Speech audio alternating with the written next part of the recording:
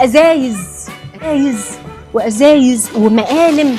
احنا رايحين نحارب هندسه، مش مشكله، هندسه مقالم كمان هما بيتعبوا الناس دي. ومناديل تاني برضو علشان لو في يوم عاملين محشي عاملين مكرونه بشاميل فلازم كتره المناديل يعني مش هتخص. ليه طالبين شمع؟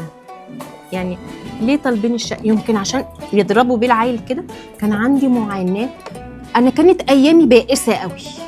كان عندي مدرس بنيجي في مراجعه الامتحانات كان بيضربنا بشمعه اكبر من دي كده، الشمع اللي هو بتاع المسدسات اللي بيتحرق بيه ده او بيتلزق بيه، كان بيضربنا كده بيه.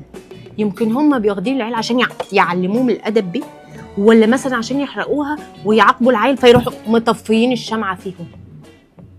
نظريه برضه هنا في الصمغ، يمكن علشان العيل مش يوجع راس المدرس فيروحوا قافلين بقه بالصمغ.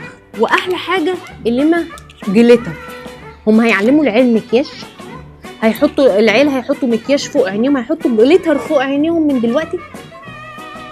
يعني البنت لسه 9 سنين.